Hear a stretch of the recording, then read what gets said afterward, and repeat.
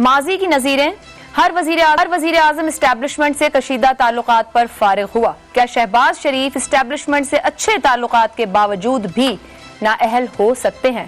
زیغم خان صاحب. دیکھیے، سوال یہ ہے کہ کیا کبھی اسٹیبلشمنٹ بھی کسی کی ہوئی ہے؟ کیا یہ خوش فہمی شہباز شریف صاحب کو ہونی چاہیے؟ کیا وہ کبھی بھی عمران خان جیسے چہیتے، ان جیسے ہینڈسم ہو سکتے ہیں؟ اور اگر عمران خان جو اتنے چہیتے اور اتنے ہینڈسم تھے، جب وہ غیر مقبول ہوئے، وہ ان پاپولر ہوئے، تو پھر ان کے ساتھ اسٹیبلشمنٹ نے کیا کیا یا کون سی ان کی مدد کی؟ اس وقت میری نظر میں شہباز شریف کوئی بہت پسند نہیں ہے اسٹیبلشمنٹ کو. مسئلہ یہ ہے کہ عمران خان ناپسند ہے، اور عمران خان مسلسل ایسا طریقہ اپنا رہے ہیں جس کی وجہ سے وہ مزید ناپسند ہوتے جا رہے ہیں، اور اس بات کا فائدہ شہباز شریف اور پی ٹی آئی کو مل رہا ہے. اسٹیبلشمنٹ کا جو رویہ ہے میری نظر میں پی ڈی ایم کی طرف اور خاص طور پہ مسلم لیگ نواز کی طرف، وہ یہ ہے کہ بھائی خود کرو خود بھرو، ہم تمہیں روک نہیں رہے لیکن ہم تمہاری مدد بھی نہیں کریں گے. اور اس کی بہترین مثال ہے پنجاب میں بے دریغ الیکشن ہارے مسلم لیگ نواز نے، آر ٹی ایس نہیں بیٹھا، حمزہ گیا، پرویز آیا، نہ عدالتی دباؤ ڈالا گیا نہ سیاسی دباؤ ڈالا گیا. پنجاب کی اسمبلی پرویز الہی نے توڑ دی، کوئی مدد نہیں آئی. تو شہباز شریف کو مدد کی توقع تو نہیں رکھنی چاہیے. ان کو میدان صاف ضرور مل گیا ہے، یعنی وہ جو کچھ کرنا چاہ رہے ہیں ان کو کوئی روک نہیں رہا ہے. لیکن اس سے اگلا جو سٹیپ ہے، جو دوسری بات ہے، وہ یہ ہے کہ جو عدلیہ ہے وہ بھی تو ایک ننھی منی اسٹیبلشمنٹ ہے نا، وہ بھی تو خود کو بادشاہ گر سمجھتی ہے نا. ٹھیک ہے، پیچھے اسٹیبلشمنٹ کا ساتھ رہا ہے، بہت سے کام اسٹیبلشمنٹ کے کہنے پر کیے ہوں گے، اسٹیبلشمنٹ نے انکریج کیا ہوگا، لیکن وہ خود بھی تو بادشاہ گر خود کو سمجھتے ہیں نا جی. تخت و تاج الٹاتے بھی ہیں اور تختوں تاجوں پر بٹھاتے بھی رہے ہیں. خاص طور پر 2009 کے بعد سے، افتخار چودھری کی کورٹ کے بعد سے، وہ خود کو بھی ایک لیجٹمیٹ پار ایکٹر سمجھتے ہیں اور اسٹیبلشمنٹ کا ایک ستون سمجھتے ہیں. اور اس میں آپ دیکھیں کس طریقے سے 63A کی تشریح کر کے ایک جو حکومت سازی تھی اس پر سپریم کورٹ اثر انداز ہوئی.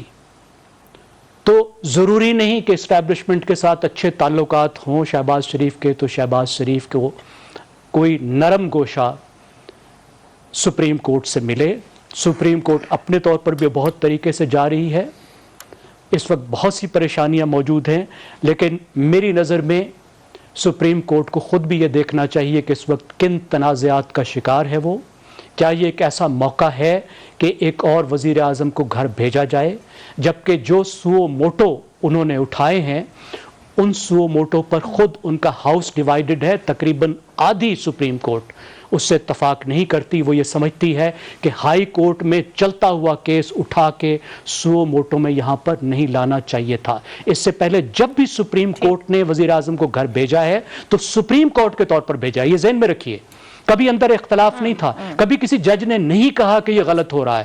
یہ پہلی بار ہوگی کہ اگر سپریم کورٹ بھیجے گی کسی وزیر اعظم کو گھر تو یہ سمجھا جائے گا کہ یہ بینچ کا فیصلہ تھا، اسے سپریم کورٹ کا فیصلہ نہیں سمجھا جائے گا، اور یہ ہماری تاریخ کا ایک ڈارک چیپٹر ہوگا. بالکل ہو سکتی ہے. ٹھیک ہے، ٹھیک ہے، بالکل. ابصار عالم صاحب، کتنی بڑی یا کس قدر بڑی اگر یہ اسی طرح سے خلاف ورزی جاری رہتی ہے اور ماضی سے ہٹ کر کوئی روایت آپ سمجھتے ہیں قائم ہوگی، یا پھر اسی طرح کی کوئی سیاسی قربانی دینی پڑے گی؟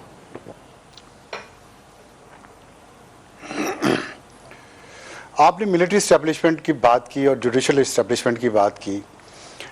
آپ دیکھیں اس میں سے نقصان. اور تیسری اسٹیبلشمنٹ جو ہے وہ سیاسی اسٹیبلشمنٹ ہے، پارلیمنٹ کی جو اسٹیبلشمنٹ ہے. ملٹری کے ساتھ ایگزیکٹو کا حصہ ہے ملٹری، لیکن ظاہر ڈومینیٹ کر جاتی ہے. ان تینوں اسٹیبلشمنٹس میں جب بھی جنگ ہوتی ہے، ہار کس کی ہوتی ہے؟ پارلیمنٹ کی. یا ملٹری اسٹیبلشمنٹ جیتتی ہے یا جوڈیشل اسٹیبلشمنٹ جیتتی ہے. پارلیمنٹ کو یا مردہ ملتا ہے ایک پھانسی پہ لٹکتا ہوا، یا عمر قید ملتی ہے، یا جبری جلا وطنی ملتی ہے، یا جیلیں ہیں، یا کوڑے ہیں، یا قیدیں ہیں، یا نااہلیاں ہیں. کبھی آپ نے نہیں سنا ہوگا کہ پاکستان میں کسی بھی ملٹری اسٹیبلشمنٹ کے کرتا دھرتا کو کوئی سزا ملی ہو، جوڈیشل اسٹیبلشمنٹ کے کسی کرتا دھرتا کو سزا ملی ہو. تو یہ حقیقت ہے. اس حقیقت میں سیاستدانوں نے ایک اور غلطی کی پی ڈی ایم نے، جو موجودہ چیف جسٹس کے ساتھ انہوں نے ڈیل کی. انہوں نے مکمکا کیا ان کی مرضی کے پسندیدہ جونیئر ججز کو پروموٹ کروانے کا وہ حصہ بنے، اور اس میں جج صاحب کا بھی قصور ہے، حکومت کا بھی قصور ہے.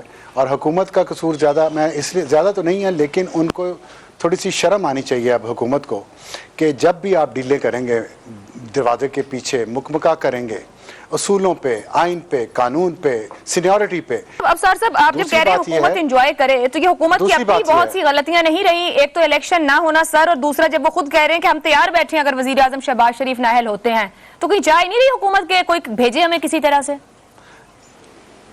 میں تو دیکھیں، یہ تو لاسٹ ریزورٹ ہے نا کہ وہ تیار بیٹھے ہیں شہباز شریف کی سیکنگ کے لیے یا اس کی نااہلی کے لیے.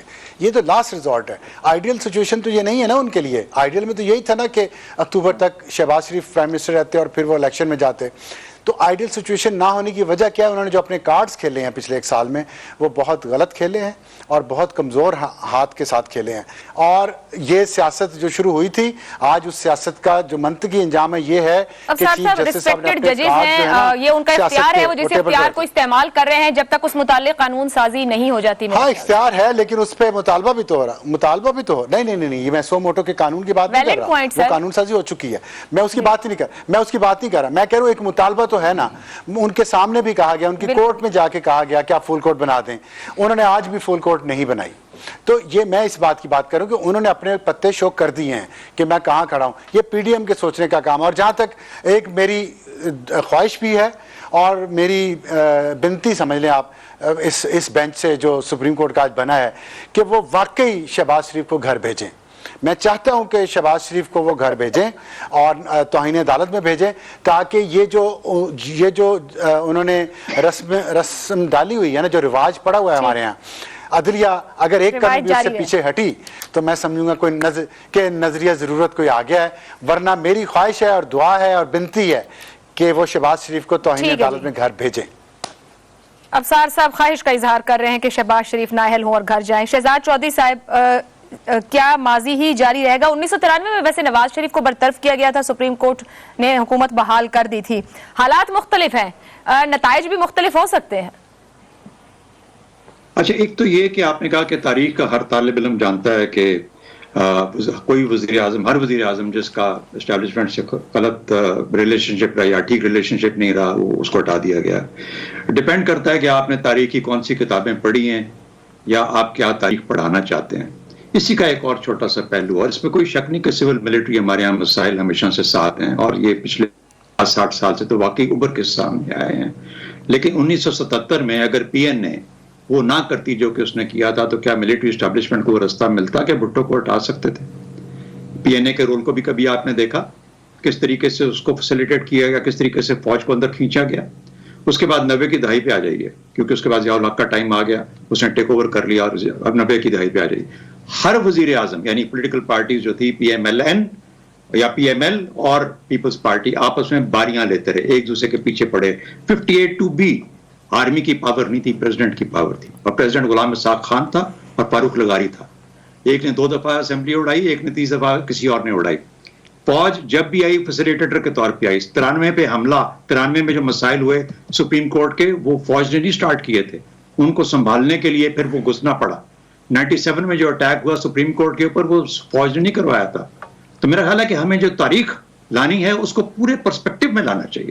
اس میں کوئی شک نہیں، میں بار بار کہتا ہوں کہ سول ملٹری مسائل ہمارے یہاں بہت زیادہ ہیں. اس کی وجہ یہ ہے کہ فوج جتنے طاقت کے ساتھ جو طاقت رکھتی ہے اس ملک کے اندر، اس کے اثرات ہمارے ہر شعبہ زندگی پہ پڑتے ہیں. یہ تو اپنی جگہ پہ قائم ہو گیا.